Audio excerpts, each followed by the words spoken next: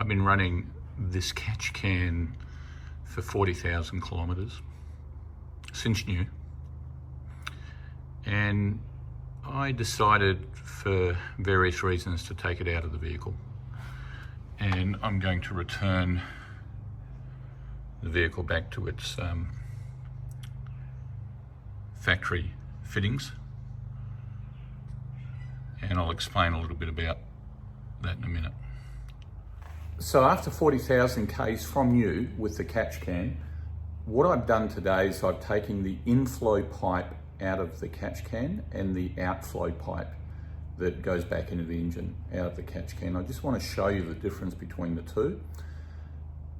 You can make up your own mind. I've decided not to continue with the catch can for other reasons, but I thought it might be worth looking at what the pipes look like after 40,000 kilometres. So 40,000 Ks, these are 600 mil, so there's about a litre on 40,000 Ks that I emptied the catch can every time into these. And this is mainly water, oil vapor, and a little bit of oil. And all of that normally would go through the engine, but the question I have is, after 40,000 Ks, seriously, most of this is going to get burnt off. And I just wonder how effective the catch can is in terms of the life of the engine, particularly when they don't come from factory with them. So I'm going to show you the outflow pipe from the catch can that goes into the turbo and have a look at how clean or unclean that is. So I'll start with the pipe that went from the rocker cover into the catch can. So after about 40,000 Ks with the inflow pipe into the catch can from the engine itself, this pipe, when I pulled it off, was full of oil, which it's supposed to be. It's obvious, and you can see quite there it's fairly wet.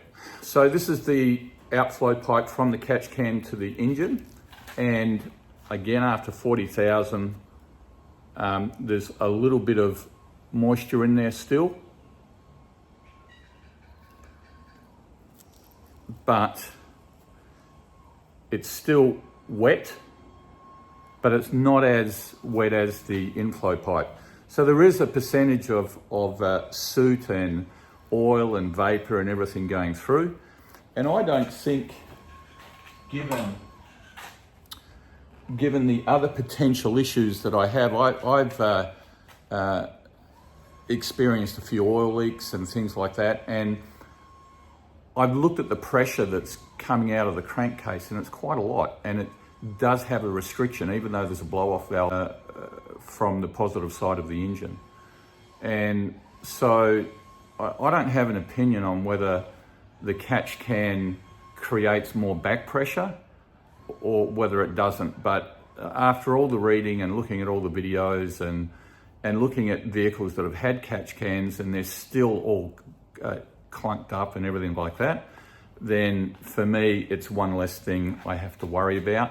And if it comes down to it in 120, 150,000 Ks, I'll just get the engine cleaned out.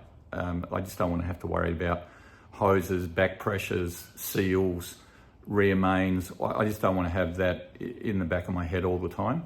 I would just rather drive it the way it was designed, and while it's under warranty, it becomes a manufacturer's issue, not a excuse because we put something in there. So I don't have an opinion whether the catch can's great or not, but my gut feel is I'm taking it out. I don't think I've collected enough over 40,000 Ks to make any difference to it, and I'm just going to run with the other side of the mechanism, looking at the EGR, and try and clean things up a little bit there, which doesn't put the same pressures on the engine. Anyway, whatever you think, whatever your comments are, that's just my observations. I just thought I'd show you how much oil over 40,000. In that process, my car has developed a few leaks, and I'm deciding now to take things out and to take it back to factory standard.